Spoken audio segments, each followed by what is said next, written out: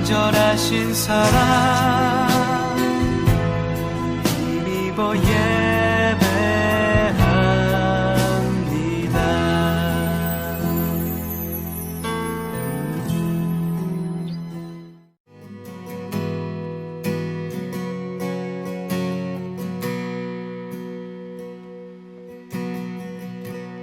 주 안에 우린 하나, 모습은 달라도 예수님 한 분만 바라네.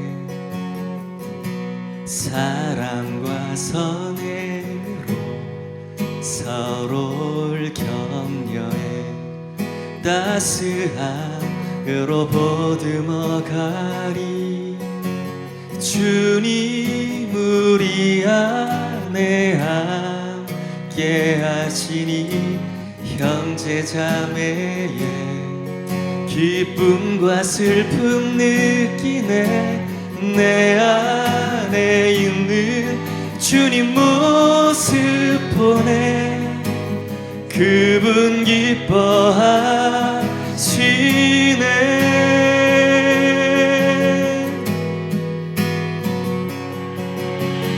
주님 우릴 통해 계획하신 일, 부족한 입술로 찬양하게 하신 일. 주님 우릴 통해 계획하신 일, 너를 통해 하실 일 기대해.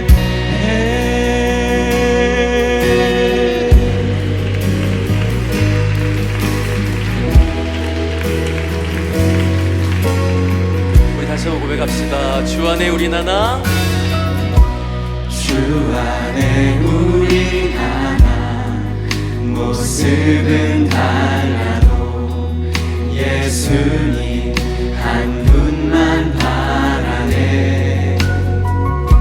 사랑과 선행으로 서로를 격려해 따스함으로 보듬어 가리.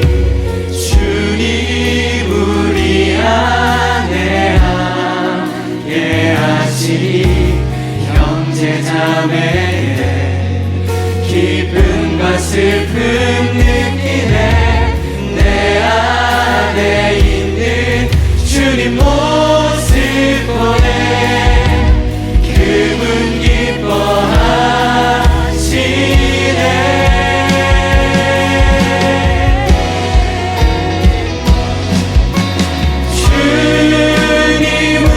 통해 계획하시니 부족한 입술로 찬양하게 하시니. 주님 우리 통해 계획하시니 너를 통해 하실 일 기대해. 주님 우리 통해 계획하시니 부족한 입술로 찬양하게 하시니. 주님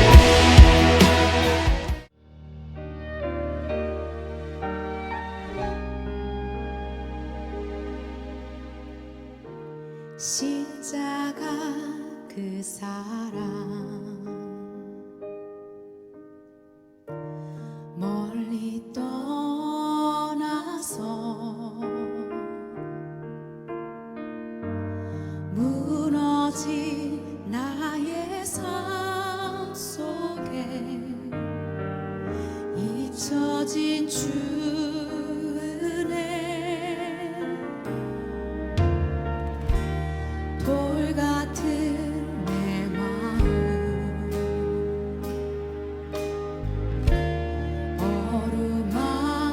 어루만지사 다시 일으켜 세우신 주를 사랑합니다.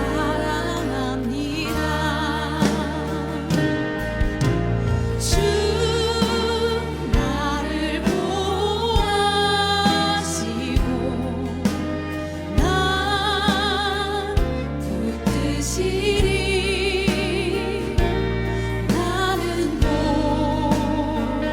고배롭고 존귀한 주님의 자녀라.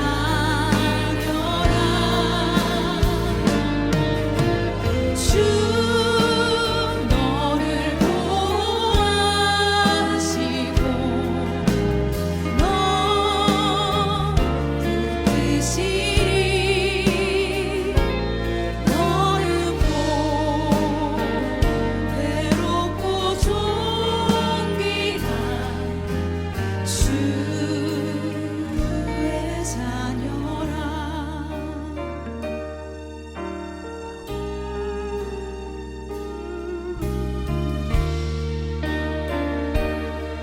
지나간 일들을 기억하지 않고 지나간 일들을 기억하지 않고 이전에 행한 모든 일 생각지 않으리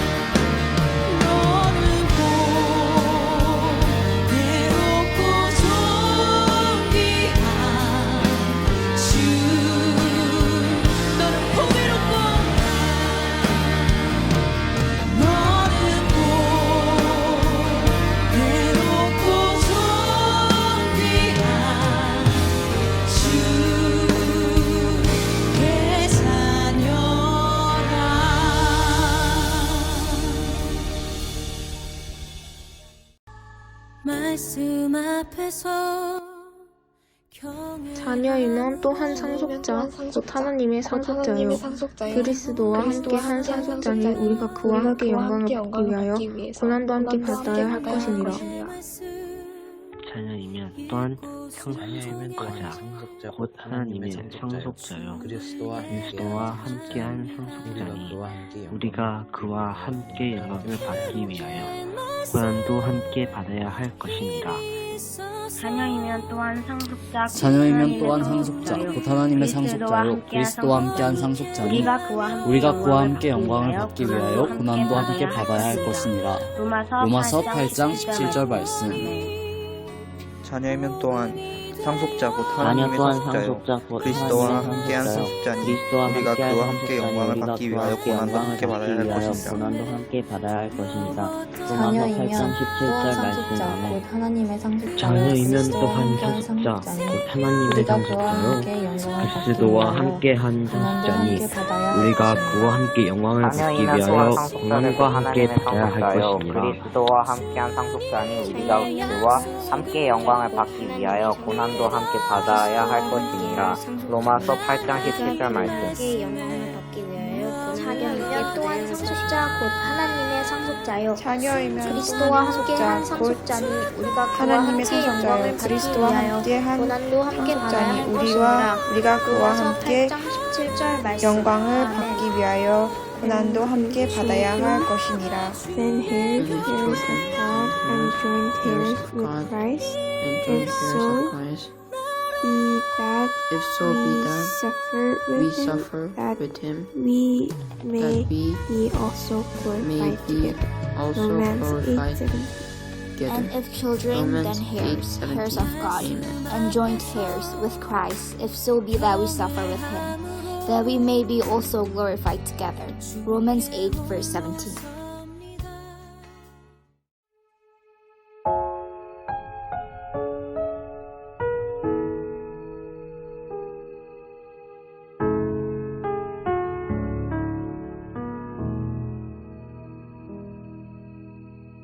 내 백성이 나를 떠나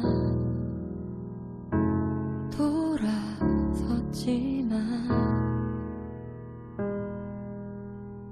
내 사랑이 내 백성을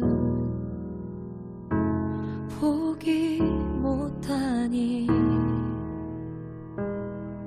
내 모든 것 내어주고 나 그들을 얻으리라. 여호와께 돌아가자.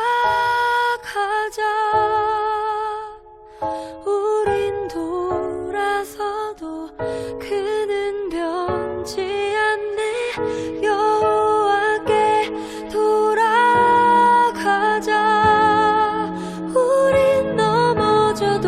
그 사랑 영원한 말씀대로 내게 이루어지리다. 아멘.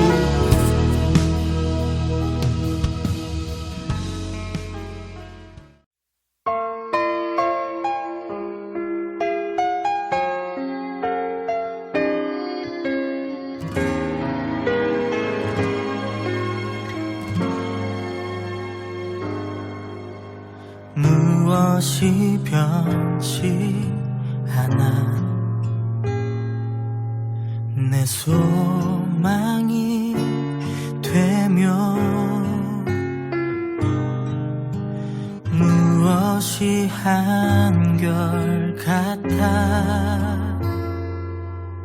내 삶을 품으리 그 누가 날 만족해 해 내 영이 쉬며 그 누굴 기다려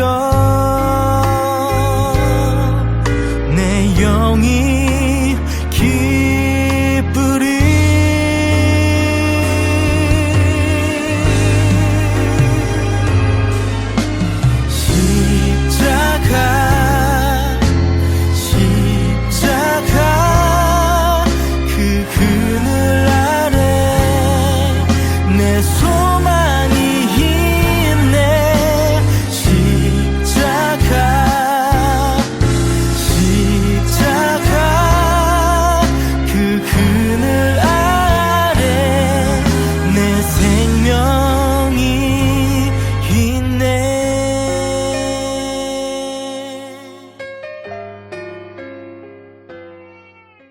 주님 무엇라 말할까요? 기도하겠습니다. 사랑의 하느님, 오늘도 이렇게 예배를 드릴 수 있게 해주셔서 감사합니다. 저희가 지난 한 주간 하나님이 원하신 것보다 제 욕심대로 살은 것을 하나님 앞에 회개합니다. 용서해 주세요. 요즘 코로나 때문에 전 세계가 혼란을 겪고 있습니다. 코로나에 확진된 선생님과 친구들이 있다면 건강을 회복할 수 있게 해주세요. 또한 코로나가 속히 끝나서 교회에 모여 같이 예배 드릴 수 있게 해주세요. 지난주부터 사순절 기간이 시작되었습니다. 이 기간 동안 예수님을 평소보다 더 많이 기억하며 살아갈 수 있게 해주세요. 말씀을 전하시는 김지혜 목사님께 주님이 함께 해주셔서 말씀의 은혜가 이 예배를 드리는 청소년부 모두에게 임하게 해주시고 우리가 드리는 예배가 주님께서 기쁘게 받으시는 예배가 되게 해주세요. 살아계신 예수님의 이름으로 기도합니다. 아멘. 무엇라 말할까요?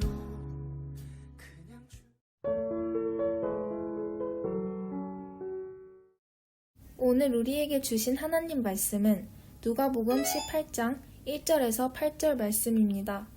예수께서 그들에게 항상 기도하고 낙심하지 말아야 할 것을 비유로 말씀하여 이르시되 어떤 도시에 하나님을 두려워하지 않고 사람을 무시하는 한 재판장이 있는데 그 도시에 한 과부가 있어 자주 그에게 가서 내 원수에 대한 나의 원한을 풀어주소서 하되 그가 얼마 동안 듣지 아니하다가 후에 속으로 생각하되 내가 하나님을 두려워하지 않고 사람을 무시하나 이 과부가 나를 번거롭게 하니 내가 그 원한을 풀어주리라.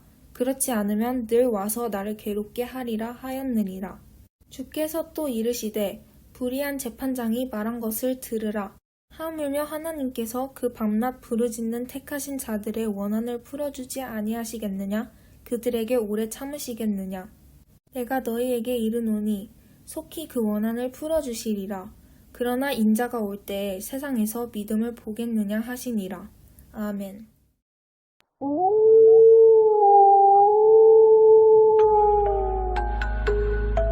친구들, 타니의 경매에 오신 것을 환영합니다. 오늘은 제가 여러분에게 아주 꼭 필요하고 유용한 것들을 드리기 위해 직접 옥션 경매를 열었어요. 자, 첫 번째 상품을 소개해 드릴게요.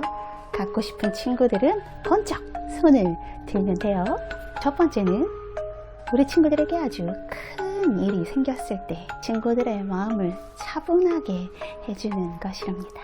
갖고 싶은 친구 있나요? 거기 파란색 옷 입은 친구. 자, 이것을 친구에게 줄게요.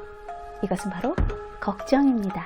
두 번째 역시 우리 친구들에게 아주 유용한 것이에요. 누가 가질래요? 거기 빨간색 양말 입은 친구. 두려움을 택하셨군요. 자, 두려움을 가져가세요. 세 번째는 우리 친구들이 이 세상에서 아주 잘 먹고 잘 살아갈 수 있는 마음과 용기를 준답니다. 누가 필요한가요? 방금까지 게임하다가 온 친구 손 들었군요. 이것은 바로 욕망입니다. 친구에게 이 욕망을 드릴게요. 네 번째로 슬픔은 어떤 친구에게 필요한가요? 어이구, 거기 구석에 쪼그리고 앉아있는 친구. 이 슬픔을 드릴게요. 지저분하고 오래된 듯한 이 병에 담아있는 건 안 줘요. 내 거예요. 이게 나한테 얼마나 유용한데요. 다 줘도 이건 안 줘요. 이거 두고두고 가지고 있다가 써먹어야 돼요. 필요할 때마다. 이게 뭐냐고요? 이건 바로 낙심이에요. 아참, 제가 제 소개를 안 했나요? 제 이름은 타니예요. 타니. 이름 너무 예쁘죠? 그럼 여러분은 다음 이 경매 때 또 만나요. 그땐 정말 이걸 줄 수도 있어요.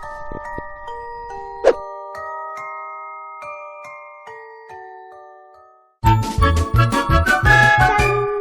친구들, 사탄의 경매라는 제목으로 그저 가볍게 돌아다니는 이야기일 뿐입니다. 너무 놀라지 마세요. 하지만 또 우리는 이 이야기를 결코 그냥 가벼이만 넘겨서는 안 될 것이 이 이야기가 우리에게 주는 깊은 깨달음이 있기 때문입니다. 무엇인가요? 사탄이 주요한 무기로 사람들을 넘어뜨릴 때 사용하는 것이 바로 낙심이라는 무기라는 것을 말이에요. 사람들은 보통 어떨 때 낙심하나요? 이상과 현실이 현저하게 차이날 때 보통 사람들은 낙심합니다. 또한 바라고 소망하는 것들이 이루어지지 않았을 때 사람들은 낙심하죠. 보통 믿는 사람들이 바라고 소망하는 것들을 이루기 위해 하는 것이 무엇인가요? 바로 기도입니다. 그런데 그 간절한 기도가 이루어지지 않을 때 성도들은 이전보다 더 크게 낙심하기도 합니다. 친구들, 오늘 본문은 불의한 재판장 혹은 재판장과 과부의 비유로 널리 알려진 이야기인데요. 예수님께서 십자가의 길을 감당하시기 위해 예루살렘으로 향하는 길을 누가복음의 저자 누가는 기록하고 있습니다. 지난번에 예수님께서 10명의 나병 환자를 만나러 가기 위해 가신 장소 역시 예루살렘으로 향하는 길이었지만 잠깐 이렇게 돌아서 가신 길이었죠. 누가는 계속해서 예루살렘으로 가는 여정 중에 예수님이 하신 일과 예수님의 말씀에 대해서 기록하고 있어요. 오늘은 예수님이 예루살렘으로 가시기 전 여리고를 지나가시는데 여리고 도착 직전에 하신 말씀입니다. 예수님의 생애 주기를 생각해 봤을 때 이제 예루살렘이 점점 가까워 오는데 예수님의 마음이 어땠을까요? 차마 그 마음을 다 헤아리지 못할지라도 짐작하건대 전쟁터에 나가는 그런 군인과 같이 비장한 마음이었을 것입니다. 여러분, 우리는 모두 죽음이라는 인생의 종착점을 향해 나아가고는 있지만 내가 언제, 어느 시기에 어떤 모습으로 죽게 될 것이라는 걸 알면서 살아가고 있지는 않지요. 만약에 2022년 3월 30일에 내가 죽는다 라는 것을 알면서 살아간다면 기분이 어떨 것 같으세요? 하루하루 아무것도 손에 안 잡히고 사는 게 사는 것 같지 않을 것입니다. 하지만 예수님께서는 본인이 이 땅에 오신 이유도 또 그 일이 언제 행해질지도 이미 알고 계셨기 때문에 시간이 지나면서 특히 그때가 다가오면서 마음이 꽤 복잡하고 무거우셨을 거예요. 예수님도 사람이시니까요. 오늘 내용은 공간복음서 중에 오직 누가만이 기록하고 있는데요. 언제나 목사님이 말해주었듯 어떤 말씀을 읽기 전에는 그 말씀 앞 뒤로의 맥락을 자세하게 이해해야 해요. 원래 성경은 장절이 딱 명확하게 구분되어 있지 않고 후대에 사람들이 연구하면서 편의상으로 이렇게 장절을 구분하였는데요. 오늘 본문 말씀 이전에 누가복음 17장 20절에서 37절의 말씀을 살펴보면 바리새인들이 예수님께 대체 하나님의 나라는 언제 임하는 것이냐 라고 질문하게 돼요. 목사님이 이전에도 말했듯이 하나님 나라와 영생은 그 당시에 아주 뜨거운 관심거리라고 했죠. 그때 바리새인들에게 했던 예수님의 대답이 아주 화제인데요. 예수님은 이렇게 말하세요. 하나님의 나라는 볼 수 있게 임하는 것이 아니야. 하나님의 나라는 여기 있다 저기 있다 말할 수 있지도 않아. 하나님의 나라는 이미 너희 안에 있단다 라고 이렇게 말씀하신 거예요.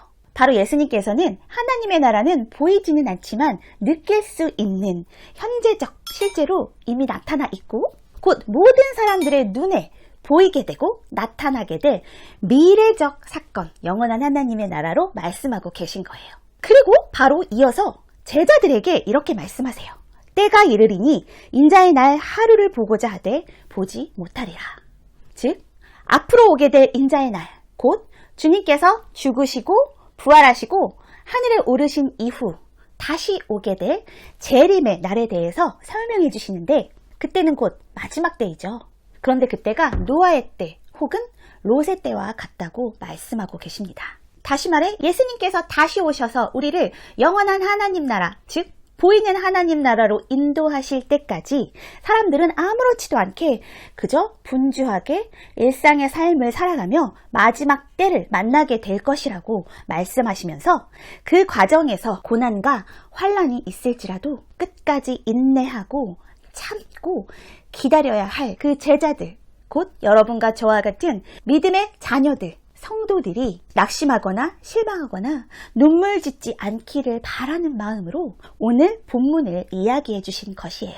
왜 오늘 주제를 이렇게 먼저 얘기해 주세요? 제가 먼저 이야기해 준 게 아니라 예수님께서 오늘 주제를 먼저 이야기해 주셨어요. 예수님께서는 보통 이야기를 듣고 나서야 이 주제를 알 수 있도록 해주시거나 아니면 풀이를 해주시거나 하셨는데 오늘은 비유 이야기를 하시기도 전에 그 이야기를 왜 해주셨는지 예수님께서 먼저 이야기해 주세요. 즉 주제와 목적을 먼저 꺼내 놓으셨다는 거예요. 1절, 예수께서 그들에게 항상 기도하고 낙심하지 말아야 할 것을 비유로 말씀하여. 예수님께서는 곧 예수님과 헤어져 외로움과 극심한 고난에 견디게 될 제자들, 그리고 오늘날 예수님을 기다리고 있는 우리들에게 항상 기도하고 낙심하지 말 것을 당부하기 위해서 이 비유 이야기를 해주신 거예요. 그런데 목적이 두 가지로 딱 나뉘었다기보다 낙심하지 않기 위해서, 실망하지 않기 위해서, 절망하지 않기 위해서 해야 할 것이 바로 항상 기도해야 함을 강조했다는 것으로 보는 것이 조금 더 자연스러워요. 앞으로 제자들은 목자 없는 양이 되어 세상 불의한 권세자의 통치 아래 모진 고난, 핍박과 억울한 일을 당할 것이 뻔한 상황이기 때문에 주님은 그들이 낙심하지 않고 견디어내기를 간절히 원하신 거예요. 어떤 도시에 재판장이 살고 있었단다. 재판장은 억울한 사람은 도와주고 잘못한 사람은 벌을 주는 사람인데 그 사람은 아주 나쁜 재판장이었지. 얼마나 나쁜 재판장이었냐고? 가난한 사람이 찾아오면 가난하다고 무시.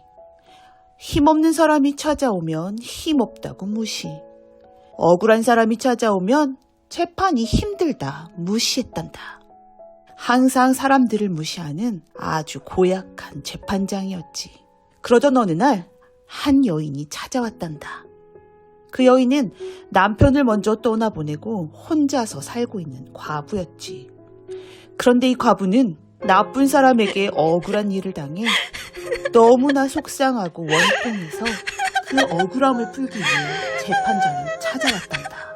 과부는 간절하게 부탁했어. 재판장님, 저 너무 억울해서 못 살겠어요. 제발 제 얘기 좀 들어주세요. 어디서 개가 짖나? 뭐라는 거야 대체? 과부의 말을 무시하며 쳐다보지도 않았단다. 다음 날이 되었는데 그 과부가 또 재판장을 찾아왔단다. 제발 제 원한을 풀어주세요, 재판장님. 제발요. 그러나 재판장은 과부의 말을 듣지 않았어. 다음 날도 그 다음 날도 과부는 계속해서 재판장을 찾아왔단다. 하지만 역시 재판장은 꿈쩍도 하지 않았단다. 과부는 포기하지 않았어. 끈질기게 재판장을 찾아갔단다. 재판장이 퇴근을 할 때도, 재판장이 출근을 할 때도, 재판장이 길을 걸을 때도, 밥을 먹을 때도, 잠을 잘 때도, 재판장이 가는 곳마다 어디에 있든지 항상 그곳에는 과부가 있었지. 그래서 재판장은 생각했어. 아우 귀찮아. 저 찰거머리 내가 들어주고 말아야겠다. 그렇지 않으면 얼마나 더 나를 찾아와서 귀찮게 할 거야. 결국 그 과부의 부탁을 들어주기로 한 거지. 친구들 잘 보았나요? 오늘은 마치 우리 친구들이 어린이들이 되어서 이야기 한 편을 다 들었을 것 같아요. 먼저 오늘 이야기에 등장한 주요 인물 2명 중 한 사람은 불의한 재판장이고 또 한 사람은 과부인데 그냥 과부가 아닌 한 맺힌 과부예요. 그리고 이 과부는 본문 중에 어떤 원수라고 표현되어 있는 누군가에게 억울함을 당해 분하고 서러운 여인이에요. 돈을 뺏겼을 수도 있고 폭력을 당했을 수도 있고 여튼 아주 억울한 일을 당한 여인이에요. 먼저 이 두 인물이 어떤 인물인지 탐구해보면 좋을 것 같아요. 재판장은 어떤 사람이었나요? 앞에 영상을 보면 아주 소위 싸가지가 없죠? 목사님 이르시되 어떤 도시에 하나님을 두려워하지 않고 사람을 무시하는 한 재판장이 있는데 그는 먼저 하나님을 두려워하지 않는 사람이었어요. 즉 그의 마음에 하나님을 경외하는 마음도 하나님을 향한 믿음도 신앙도 없는 무신론자임을 우리는 알 수 있어요. 즉 난 내 주먹만 믿어 이런 사람이었을 거예요. 여러분 유대 사회에서의 재판장은 하나님의 말씀을 기준으로 삼아 하나님의 말씀 즉 율법에 잇대어 모든 것을 판결하고 결정하는 사람이에요. 그들은 반드시 하나님을 두려워하고 경외하는 사람이어야 합니다. 이것은 역대하 19장 말씀에서도 증명해주고 있어요. 비행 운전 자격증을 가진 사람이 비행기를 조정할 수 있고 운전면허 자격증을 가진 사람이 운전을 할 수 있듯이 당시 유대 사회는 하나님을 두려워하는 것 이것이 재판장의 자격 조건이었어요. 그런데 그는 하나님을 두려워하지 않는 사람이라고 하는 것 보니 아마도 유대인은 아닌 것 같고 헬라 도시나 로마의 법관일 것이라고 추측할 수 있어요. 두 번째로 그는 철저히 물질론적 사고에 사로잡혀 있는 사람입니다. 즉 돈이 되지 않는 것은 싸그리 무시한다는 거예요.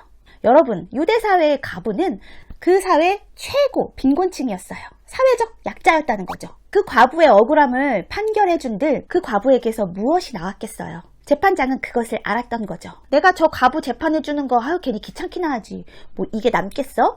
이런 마음으로 과부를 대했던 거예요. 하나님을 두려워하지 않는 사람이 사람이라고 두려워했겠어요? 하나님의 형상대로 지음받은 존귀한 존재로서의 그 사람 그대로의 가치를 인정해 주었겠냐는 말이에요. 그는 사람을 물질적 등급으로 매겨 얼마나 영향력 있는 사람인가, 얼마나 가치 있는 사람인가, 얼마나 내게 이익을 주는 사람인가로 판단해 재판을 했을 것입니다. 세 번째로 그는 요즘 말로 그냥 인성 쓰레기예요. 인스. 그냥 철저하게 자기만을 아는 이기적인 사람이었다는 거죠. 5절 말씀에 이 과부가 나를 번거롭게 하니 내가 그 원한을 풀어주리라. 그렇지 않으면 늘 와서 나를 괴롭게 하리라. 자신의 억울함을 풀어달라고 호소하기 위해 밤낮으로 찾아오는 이 과부의 원한을 결국 풀어주기는 해요. 그런데 그 이유가 무엇인가요? 과부가 애처로워서, 과부의 노력이 가상해서도 아니고 그냥 귀찮아서. 아이고 진짜 내가 질려버렸다 진짜. 내가 해주고 말어. 여러분, 그렇다면 또 한 명의 주요 인물 과부는 어떤 여인이었을까요? 먼저 그 여인은 어떤 원수라는 존재의 괴롭힘을 당하거나 불합리한 일을 당한 사람일 거예요. 그리고 그런 그녀가 재판장을 찾아온 것을 보면 그는 그 문제에 대해서 먼저 1차적으로 법적인 보호를 받지 못하고 있거나 불합리한 판결을 받았을 것으로 추측해 볼 수 있습니다. 과부이기 때문에 그를 도와주거나 그를 대신해서 이 일에 나서준 사람이 아마 없었을 것이에요. 그러나 그 여인은 마냥 주저앉아 있고 포기하지 않았습니다. 자주 재판장을 찾아가서 자신의 원수에 대한 자신의 원한을 풀어줄 것을 요청해요. 자주 말이에요. 그녀는 일상의 모든 것을 다 제쳐두고 재판관을 찾아가 자신의 억울함을 호소했을 것입니다. 그렇기 때문에 그 못돼 먹은 재판장이 하는 수 없이 너무너무 귀찮아서 그냥 두 손 두 발 다 들고 그 여인의 말을 들어주기로 했을 테니까요. 친구들, 예수님의 비유에는 항상 그 목적과 주제가 있고, 그리고 우리는 그 목적을 찾아내는 것이 이 설교 말씀을 듣는 아주 큰 중요한 이유라고 했죠. 그리고 오늘은 예수님께서 그 비유의 목적을 먼저 이야기해 주셨다고도 목사님이 이야기했죠. 다시 한번 무엇이었죠? 항상 기도해야 하는 것, 그리고 낙심하지 말 것. 혹은 낙심하지 않기 위해서 항상 기도해야 하는 것. 그것입니다. 또 목사님이 항상 강조하는 것이 무엇인가요? 그 이야기의 목적과 주제를 생각하되 비유 속의 등장인물이 예수님 시대의 어떤 인물들과 또 우리 시대의 어떤 인물들이 들었으면 하고 예수님께서 이야기해 주시는 건지 항상 생각해 보라고요. 그런데 이 비유를 좀 살펴보면 어쩐지 조금 이상하다 싶은 것이 있어요. 예수님은 재판장과 과부 이 등장인물을 어떤 인물에 빗대어서 비유해서 이야기하신 걸까요? 예수님의 이야기는 보통 그 이야기를 듣고 있는 청중, 즉 당시 1세기 유대 사회에서 있을 법한 인물들을 빗대어서 상징화해서 비유를 이야기하신 거거든요. 예를 들어 지난주 말씀에서 퍼다 다 갖다 퍼주고 용서하고 끝까지 기다리는 아버지의 모습을 통해 우리에게 모든 사랑을 다 남김없이 퍼주시고 또 독생자 아들까지 주신 우리의 탕부 하나님을, 또 두 아들을 통해서는 당시 회개하여 돌아온 죄인들과 끝까지 회개하지 않은 종교 지도자들, 또 나아가 그 이야기를 듣는 우리 그리스도인들을 생각하도록 말이죠. 그렇다면 오늘 본문 속 하나님을 두려워하지도 않고 사람을 존중하지도 않는 인성이 바닥인 이 재판장이 우리의 원한과 슬픔과 소원을 풀어주시고 우리의 문제를 해결해 주시는 진정한 재판장 하나님이신가요? 또 과부는 의지할 때라고는 전혀 없고 보호자도 없으며 그저 속수무책으로 원수에게 그저 당하기만 하는 우리인가요? 불의한 재판장을 하나님으로 생각하기에는 조금 무리가 있죠. 그래서 우리가 이 비유를 해석함에 있어서 주목해야 하는 부분은 예수님께서 과연 어떤 방법으로 비유를 사용하셨고 어떻게 해석하시는지 바로 그것을 주목해야 합니다. 예수님께서 말씀하신 오늘 이 비유는 비유 속에 등장하는 인물들을 통해 말씀하고자 하는 메시지의 유사점, 즉 비슷한 점을 강조하시는 것이 아니라 오히려 그 반대로 등장인물과는 다른 점, 즉 반대되는 점을 대비 혹은 대조하고 있다는 거예요. 여러분, 하나님의 말씀을 들으면 이렇게 국어도 잘하게 돼요. 그리고 우리는 이것을 대조적 비유라고 부릅니다. 조금 더 쉽게 설명해주면요. 예수님은 이 비유 이야기를 사용하시면서 얘들아, 사실은 이 이야기 속의 누구누구는 바로 하나님이란다. 그리고 누구는 바로 너희들이야. 나는 이 이야기를 듣고 너희가 이렇게 했으면 좋겠어. 너희가 이 이야기를 이렇게 적용하고 결단했으면 좋겠어. 이런 식으로 그동안 유사적 비유를 사용하셨다면 오늘 이야기는 어떤 인물 이야기를 하시면서 전혀 반대의 메시지를 끌어오신 거죠. 얘들아, 이렇게 하면 안 돼. 이야기를 해주고 싶으셨던 거예요. 먼저 예수님은 불의한 재판장과 또 우리의 모든 기도를 들어주시는 하나님, 또 과부와 예수님의 제자들, 나아가 우리들의 유사성, 비슷한 점을 말씀하고 싶으신 게 아니라 정반대의 차이점을 강조하고 싶으셨던 거예요. 자, 이제 여러분은 한 차원 업그레이드된 이 이야기의 진짜 주제를 찾아보세요. 물론 간절히 요청하여 그 소원을 들어준다는 기본 프레임, 기본 틀은 같아요. 즉 하나님께서 그 제자 혹은 자녀들의 기도를 들어주신다는 것과 재판장이 과부의 원한을 풀어준다는 점은 같고, 제자들이 기도하는 것과 과부가 계속해서 호소하는 것 또한 유사하지만 그것보다는 하나님의 응답은 불의한 재판장의 응답과는 다르고, 제자들의 기도는 본문의 억울한 한맺힌 과부의 청원과는 달라야 한다는 의미에서 우리는 이 진짜 주제를 찾을 수 있고, 그것을 알려주시기 위해 예수님은 대조적 비유를 사용하십니다. 자, 이제부터 목사님하고 진짜 주제를 찾아가 볼까요? 그렇다면 본문의 재판장과 우리 하나님은 어떻게 다른 분이실까요? 본문의 재판장은 과부의 탄원을 마지못해서 아주 버티다 그것도 자기에게 귀찮아질까봐, 해가 될까봐 겨우 들어주지만 우리의 하나님은 그런 분이 아니십니다. 우리 하나님은 우리의 기도를 늘 헤아려 들으시고 기쁜 마음으로 집중하세요. 여러분의 작은 신음소리와 속삭임도 하나님은 다 들으십니다. 그리고 그 문제를 해결해 주실 것을 약속하시며 언제나 그분에게 구하라고 말씀하십니다. 예수님은 구하라, 그리하면 너희에게 주실 것이요, 찾으라, 그리하면 찾아낼 것이요, 문을 두드리라, 그리하면 너희에게 열릴 것이라고 말씀하시면서 하나님께서는 우리가 구할 때까지 기다리시는 분이 아니시라 애타는 마음으로 이미 우리에게 당신의 귀를 향하고 계시며 우리가 구할 때 비로소 기쁜 마음으로 그 기도를 듣고 응답하여 주신다고 설명하고 계십니다. 그런 의미에서 본문의 재판장과 하나님은 다른 분이시죠. 또한 과부와 제자들, 나아가 과부와 우리들은 어떻게 다를까요? 본문의 과부는 법적으로도 사회적으로도 보호자가 없습니다. 즉 외롭고 불쌍한 자며 그를 도와줄 리가 아무도 없어 철저히 소외된 자입니다. 그렇지만 제자들 그리고 우리들에게 보호자가 없나요? 우리에게는 엄연히 하나님이라는 보호자가 있어요. 또한 우리는 외롭고 불쌍한 자들이 아닙니다.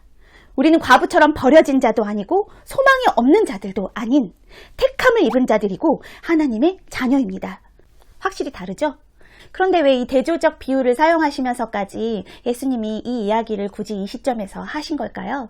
앞에 말씀드렸듯이 이제 예수님은 십자가를 지기 위한 마지막 여정에 박차를 가하고 계시는 상황이었어요. 그리고 예수님에 대한 반감이 극대화된 상황에서 예수님은 십자가 처형을 받으시고 이제 죽게 되시는데 그 후 예수님을 잃게 된 제자들이 받게 될 순환과 박해와 학대는 불보듯이 뻔한 상황이었어요. 그냥 안 봐도 비디오라는 거예요.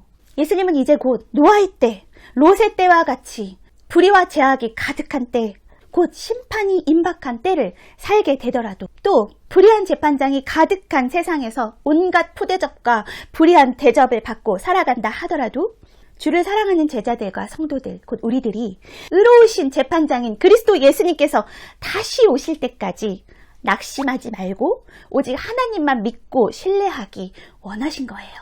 사탄의 경매라는 이야기로 가볍지만 가볍지 않게 시작했던 것처럼 믿는 우리를 가장 넘어뜨리기 쉬운 사탄의 무기는 바로 낙심과 실망, 절망입니다. 그 낙심으로 우리는 하나님을 불신하고 하나님과의 관계의 끈을 스스로 놓게 되기 때문입니다. 하나님이 정말 살아계신다면 어떻게 나한테 이렇게 할 수 있어? 그러나 친구들 기억했으면 좋겠어요. 우리는 결코 버려진 자도 과부도 고아도 아니라는 사실이요. 우리는 하나님의 존귀한 자녀임을 잊지 말고 늘 아버지께 구하는 우리가 되었으면 좋겠습니다. 그리하면 7절, 8절 하물며 하나님께서 그 밤낮 부르짖는 택하신 자들의 원한을 풀어주지 아니하시겠느냐? 그들에게 오래 참으시겠느냐? 내가 너희에게 이르노니 속히 그 원한을 풀어주시리라. 하나님이 우리의 기도에 속히 응답하시겠다고 약속하고 계세요. 그런데 여러분, 8절의 하반절 말씀을 한번 볼게요. 그러나, 거기서 아름답게 말씀이 끝나는 게 아니라 그러나가 붙었어요. 그러나 인자가 올 때에 세상에서 믿음을 보겠느냐 하시니라. 여러분, 그러나는 앞 내용과 다른 내용을 말할 때 앞뒤 문장을 이어주는 접속사죠. 게다가 예수님 말씀의 끝은 본다는 거예요? 안 보신다는 거예요? 표준 세번역으로 이 말씀을 다시 보면 그러나 인자가 올 때에 세상에서 믿음을 찾아볼 수 있겠느냐. 또 공동 번역에서는 그렇지만 사람의 아들이 올 때에 과연 이 세상에서 믿음을 찾아볼 수 있겠느냐. 8절에서 갑자기 대혼란이 왔어요. 이 구절을 좀 더 명확하게 알기 위해 여러 주석들을 다 찾아보았지만 한결같이 예수님께서 세상 끝에 우리에게 다시 오셔서 낙심치 않고 기도하는 우리의 믿음을 보신다. 그러니까 열심히 기도하자. 이렇게 결론을 내리고 있는데요. 그래서 자칫 8절은 그렇게 두리뭉술하게 넘어가기 쉬운 구절입니다만 사실 오늘 말씀에서 가장 중요한 말씀, 예수님께서 하시고자 하는 말씀의 진짜 주제, 진짜 목적이 있는 구절이 바로 이 8절에 있습니다. 예수님은 앞서 대조적 비유로 재판장과 과부의 이야기를 통해 끈질기고 간절한 기도의 중요성에 대해서 계속해서 이야기하세요. 그리고 이어서 그러나 라는 반대 접속사를 통해 앞의 내용을 모두 다 뒤집는 것 같아 보이지만 오히려 그 내용을 더 강조하고 싶으셨던 건 아닐까 저는 그렇게 생각해 봅니다. 일단 그러나 라는 반대 접속사가 붙었어요. 자, 그리고 이제 육하 원칙을 따져봅시다. 누가, 인자가, 즉 예수님이 언제, 예수님이 올 때, 그러니까 부활 승천하시고 다시 우리를 데리러 오실 때, 즉 재림의 날에 무엇을, 믿음을 어떻게 보시겠느냐. 사실상 안 보시겠다는 거예요. 그런데 여러분 다시 한번 8절을 봐보세요. 그러나 인자가 올 때에 세상에서 믿음을 보겠느냐 하시니라. 자, 이제 어디서가 나옵니다. 장소, 세상에서. 어디에서 믿음을 안 보시겠다는 거예요? 세상에서 믿음을 안 보시겠다는 거예요. 즉, 이것은 우리의 믿음이, 우리의 기도가 세상의 기도를 뛰어넘는 기도, 세상을 향한 믿음, 그 이상의 기도와 믿음이 되어야 한다는 걸 강조하고 싶으셨던 거예요. 달리 말해, 우리가 낙심하지 않기 위해 항상 기도하되 세상의 것, 무엇을 먹고 무엇을 입고 어떻게 잘 살아가고 또 얼마나 돈을 잘 벌고 어떻게 살고 어떻게 좋은 직장에 취직하고 어떤 좋은 학교에 들어가고 누구를 만나 어떻게 잘 먹고 잘 살까? 이러한 세상의 기도 그 이상의 기도를 해야 한다는 말씀이죠. 왜요? 그 기도도 필요하잖아요. 그러한 세상의 기도는 우리가 구하기 전에 이미 하나님께서는 우리의 필요를 아시기 때문이에요. 예수님은 마태복음 6장에서 남들이 보라고 막 회당과 마을 어귀에서 크게 기도하는 사람들을 지적하시면서 말씀하셨어요.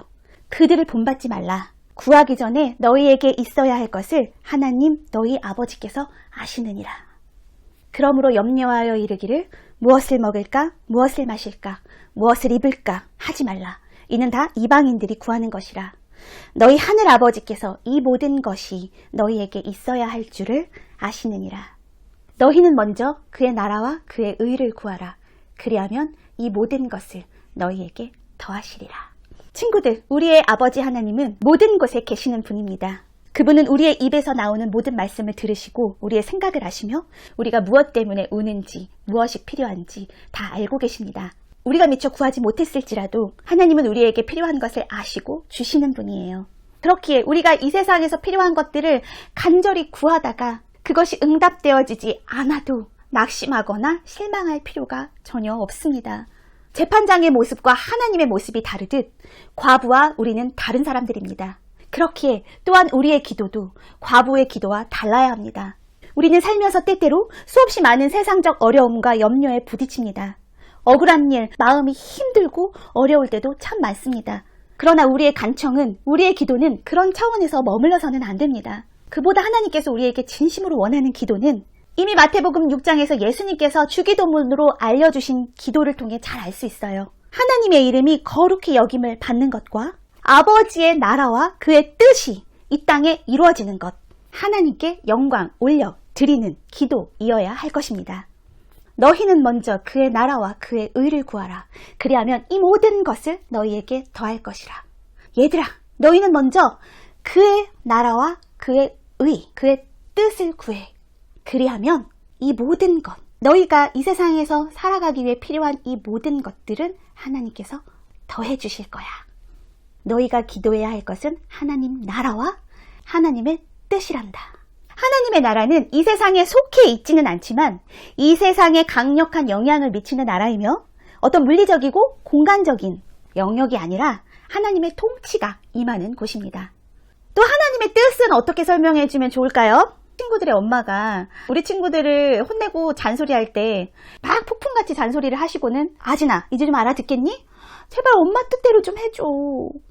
하나님의 뜻은 하나님의 마음, 하나님의 생각을 넘어 하나님이 간절히 원하시는 하나님의 소원입니다. 하나님 아버지가 간절히 원하시는 것은 단 하나밖에 없어요. 당신의 나라에 더 많은 내 자녀들과 함께 사는 것, 더 많은 나의 자녀들이 당신의 품 안에 있는 그것 아닐까요? 곧 하나님의 나라가 하나님의 뜻, 하나님의 소원이라는 거예요. 그 소원을 위해 잃어버린 당신의 자녀들을 다시 찾으시기 위해 당신의 독생자를 보내시고 그 핏값으로 우리를 찾으시고 지금 잠깐 사탄이 지배하는 세상 권세에 우리를 맡길 수밖에 없는 지금 이때라도 우리가 머무는 이곳에 우리 안에 하나님 나라가 임하고 또 그리스도가 다시 오셔서 보이는 영원한 하나님 나라를 이루실 때까지 더 많은 이들을 하나님 나라에 초대하도록 우리가 그 일에 함께 동역해 주길 원하시는 것이 또한 하나님의 뜻, 하나님의 소원입니다. 친구들, 그런 의미에서 여러분 안에 이미 하나님 나라가 임해 있는 거예요. 여러분이 하는 모든 기도와 모든 삶의 예배, 입술의 말, 행동 하나하나를 통해 이미 하나님 나라는 여러분 안에 이루어져 있습니다. 그리고 우리 한 사람 한 사람이 속해져 있는 공동체 안에도 하나님 나라는 임하고 있습니다. 그 하나님 나라가 이 땅에 먼저 임하도록 하는 것은 당연히 하나님의 자녀들만이 할 수 있는 특별한 권리입니다. 하나님 나라를 아버지와 함께 만들어가는 특권, 그것이 여러분과 제가 누리고 있는 특별한 권리이면서 의무, 사명이기도 합니다. 그렇기에 하나님의 특별한 사명, 하나님의 특별한 미션을 부여받은 하나님의 동역자로서의 우리의 기도는 세상의 기도, 육적인 기도를 뛰어넘는 기도여야 할 것입니다. 벼랑 끝에 서는 용기라는 책에서 로렌 커닝햄은 카렌 라페티라는 한 여인의 간증 이야기를 해줘요. 카렌 라페티는 잘 나가는 나이트클럽에서 노래하는 가수였는데 어느 날 교회의 전임 찬양 사역자로 부름을 받게 됩니다. 카렌은 나이트클럽에서 계속 일을 하면 돈을 더 많이 벌게 될 것을 알았지만 그것이 하나님의 뜻, 하나님의 소원이 아니었음을 알았습니다. 하지만 일자리를 그만두면 앞으로 무엇을 먹고 살지 하는 걱정도 앞서게 되었어요. 그러던 중 남캘리포니아 갈보리 교회의 성경 공부에 참석한 카렌의 머릿속에 불현듯 마태복음 6장 33절이 떠올랐다고 해요. 그 구절이 카렌의 마음에 강렬하게 다가와 카렌은 당장 기타를 집어들고 노래합니다.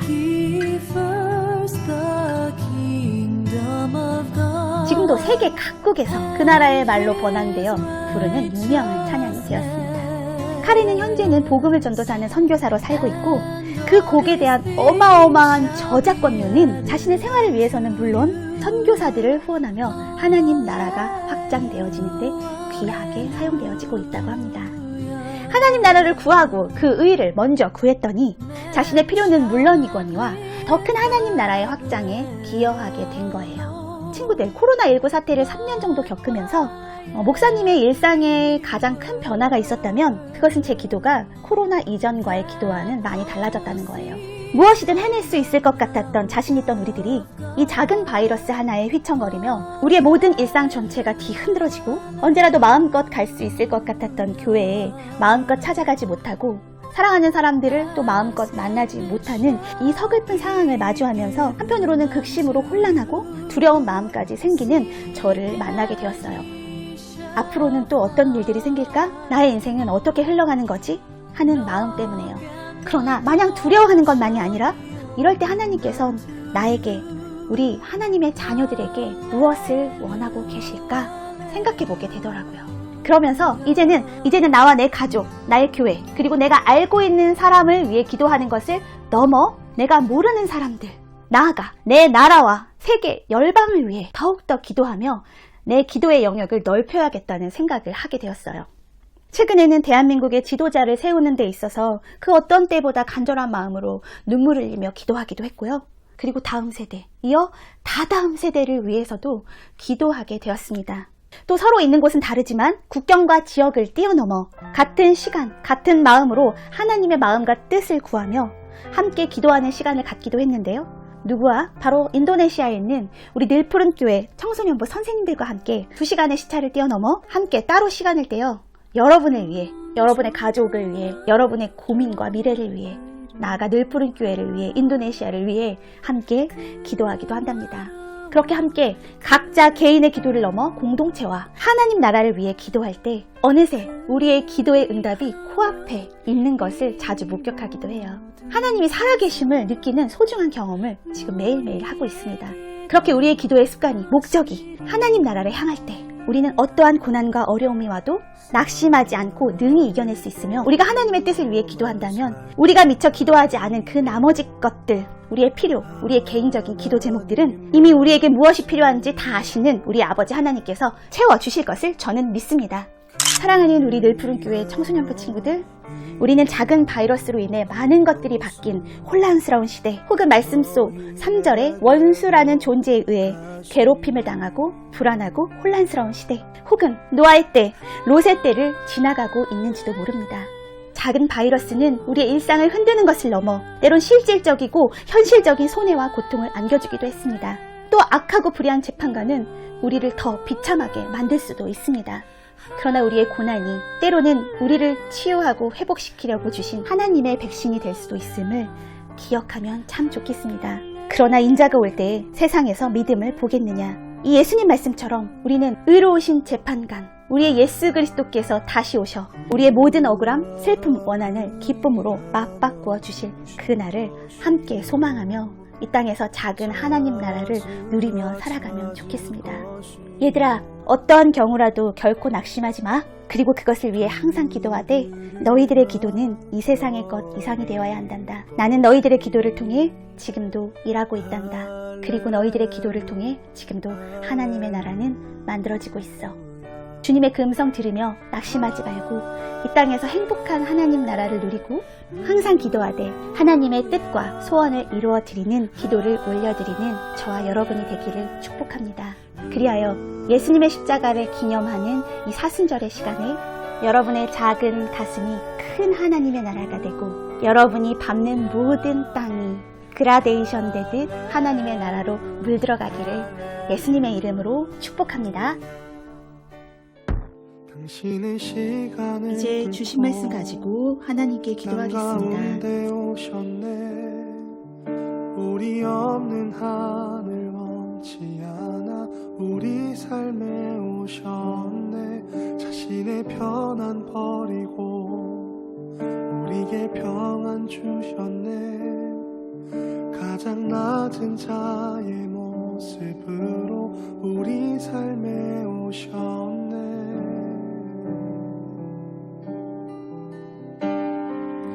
하나님 우리와 영원히 함께 하시네.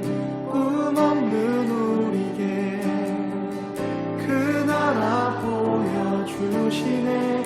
연약한 자들의 친구가 되어주시고 힘없는 우리의 인생을 위로하시네.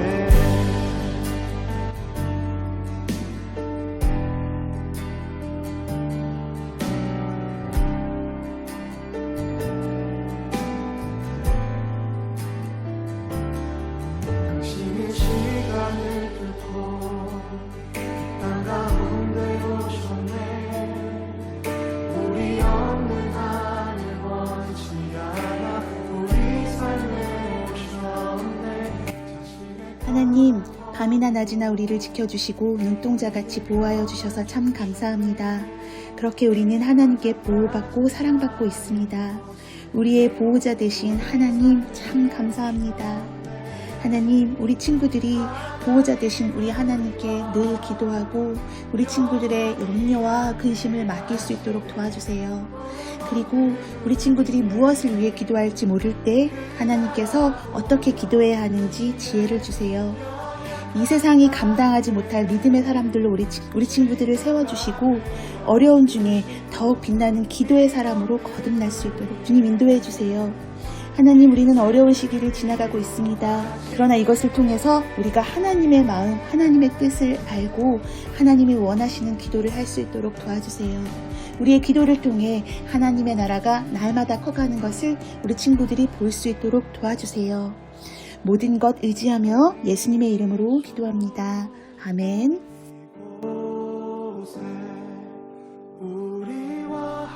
이제는 우리 주 예수 그리스도의 은혜와 하나님의 사랑과 성령님의 함께하여 주심이 하나님의 뜻을 깨달아 하나님의 동역자가 되기로 결단하며 세상의 기도를 뛰어넘는 하나님 나라를 위한 기도를 하며 이 땅에서 먼저 하나님 나라를 누리며 살아가기로 결단한 우리 늘푸른교회 청소년부 친구들과 가족들 그리고 선생님들 그들의 공동체 위에 이제로부터 영원히 함께 하시기를 간절히 축원합니다. 아멘.